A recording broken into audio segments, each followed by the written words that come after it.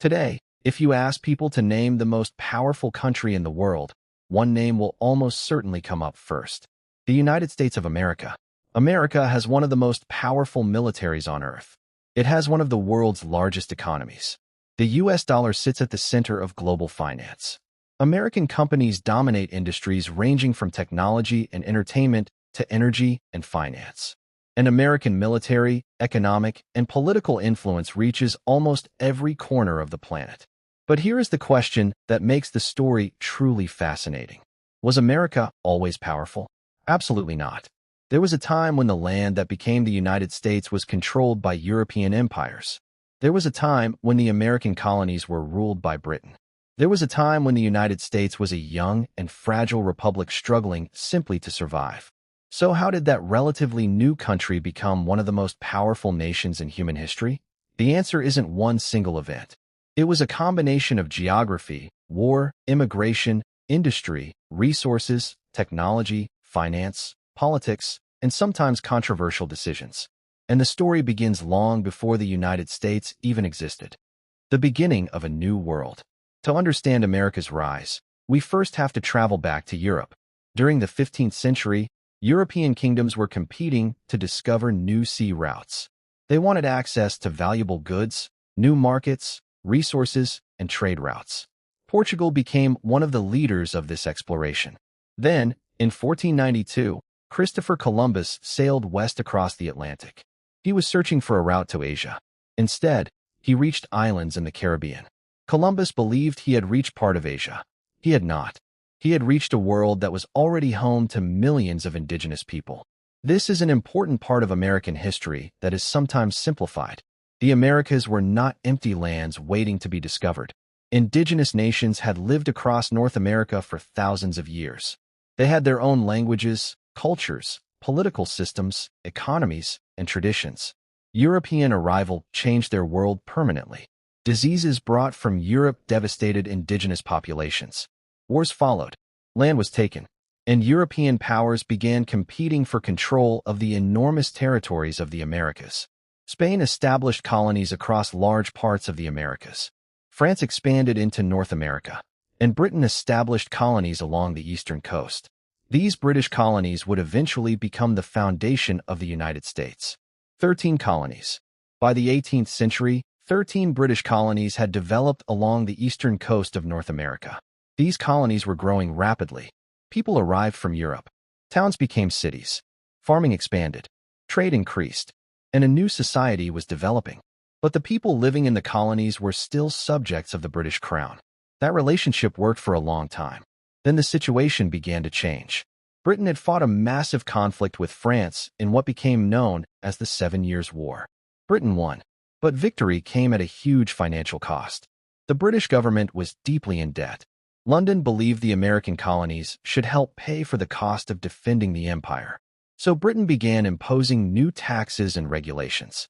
The colonists were angry, but their biggest complaint was not simply about money. It was about political power. The colonists asked a simple question: how could the British government tax them when they had no elected representatives in the British Parliament? Their argument became famous: no taxation without representation. The relationship between Britain and the colonies began to collapse. The road to revolution. Tensions continued to grow. British authorities introduced new laws. Colonists organized protests and boycotts. And in 1773, the Boston Tea Party became one of the most famous acts of resistance.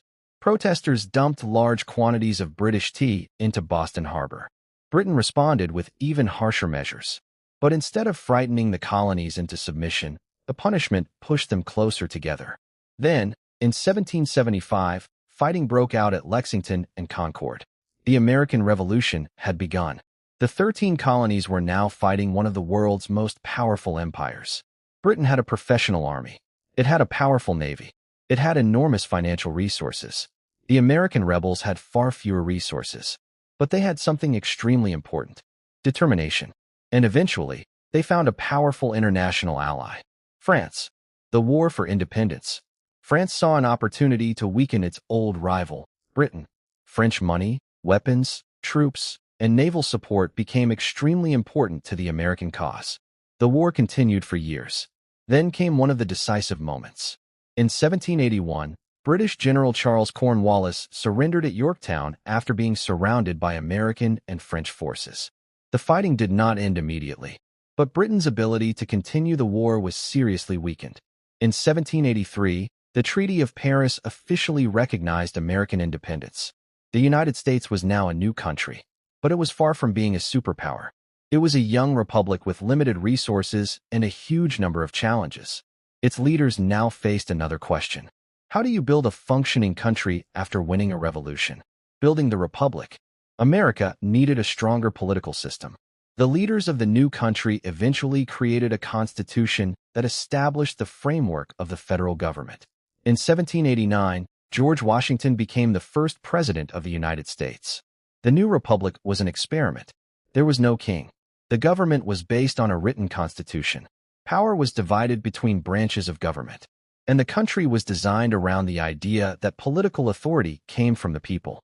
But the United States still had another enormous advantage: geography, a continent waiting to be expanded. The original United States occupied only part of the eastern side of North America. Beyond it was a vast continent. There were forests, rivers, prairies, mountains, farmland, minerals, and enormous territories stretching westward. American settlers increasingly moved into these regions. But again, there was a major human cost. These lands were already inhabited by indigenous nations.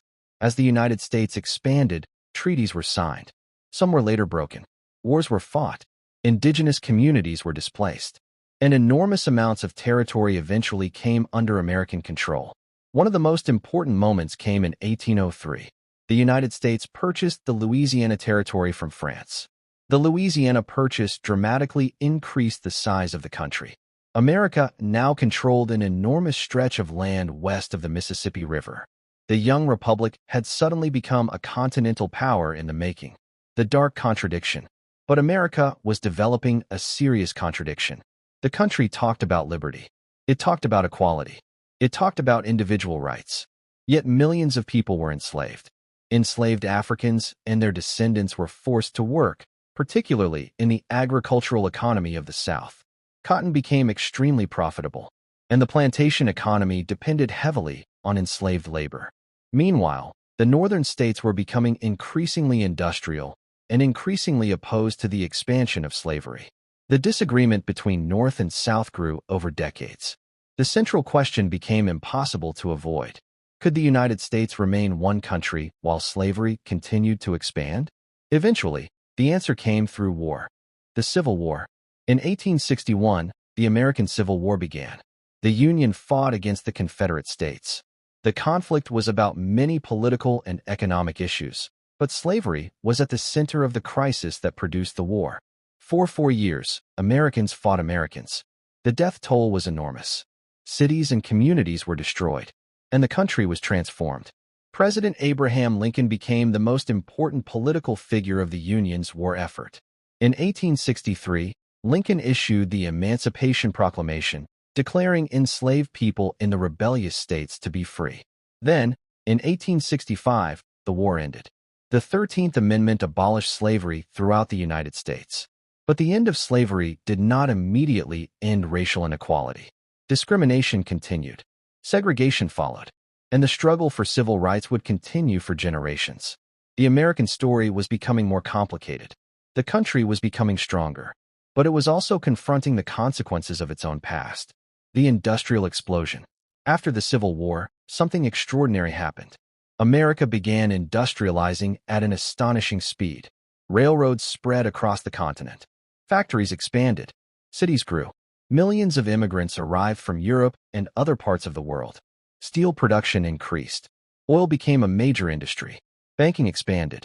Electricity transformed cities. Communication became faster. And businesses became larger than anything previous generations had seen. America was no longer simply an agricultural republic. It was becoming an industrial giant. And its geography made that transformation even more powerful. The United States had access to enormous quantities of farmland and natural resources. It had 2 massive ocean barriers protecting it from many traditional threats. And it had a huge internal market.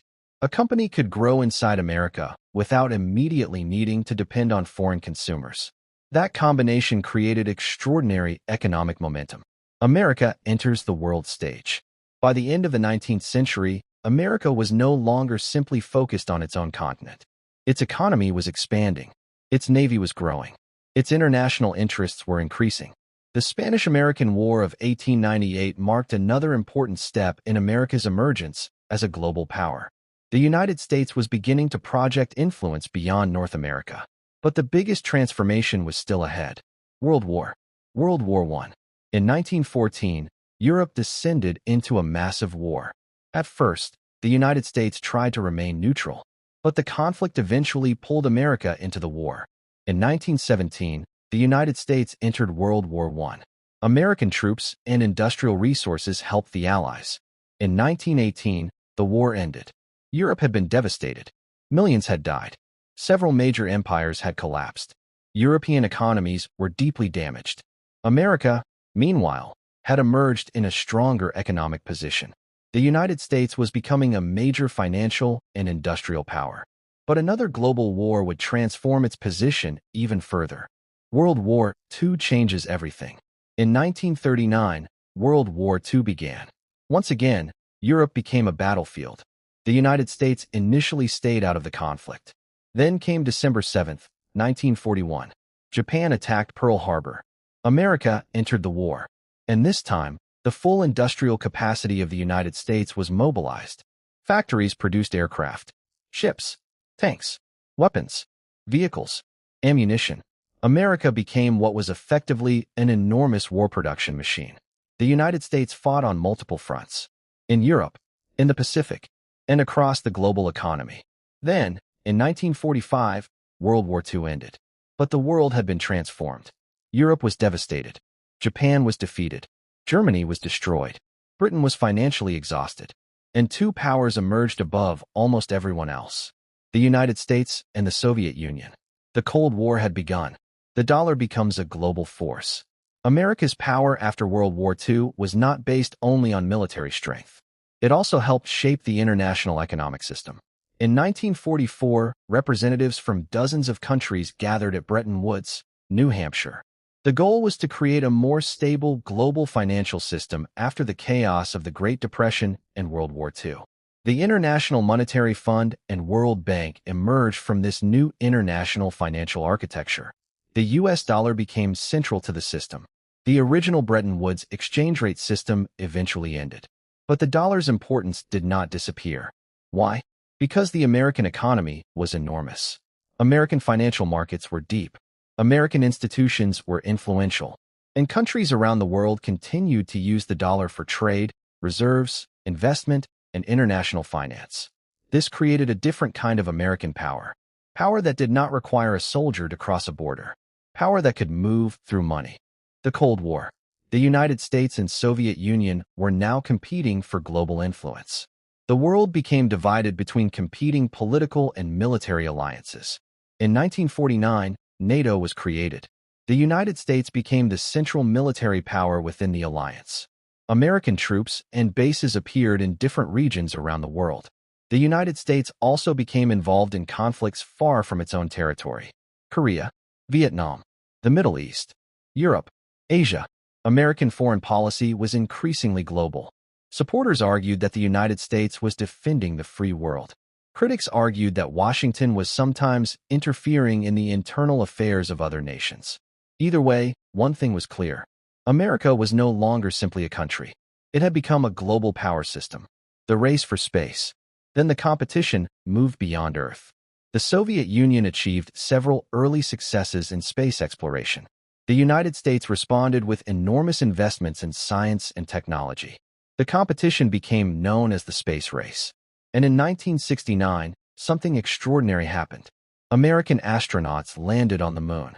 Millions of people around the world watched. It was more than a scientific achievement. It demonstrated the enormous technological, industrial, and financial capacity of the United States. But the real technological revolution was only beginning. From computers to Silicon Valley. Over the following decades, America became a center of technological innovation. Computers became smaller. Semiconductors became more powerful. Software transformed businesses. The internet connected the world. And technology companies began creating entirely new industries. Places like Silicon Valley became symbols of American innovation. Companies could now reach billions of people without building factories in every country.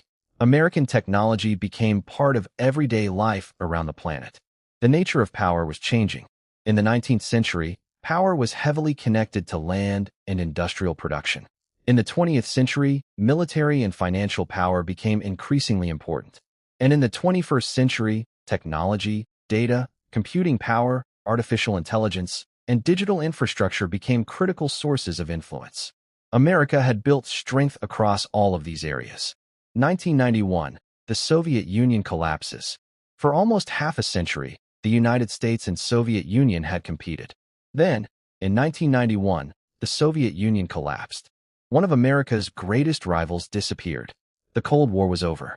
The United States entered a period in which no other country immediately possessed the same combination of military reach, economic power, technological leadership, financial influence, and global alliances.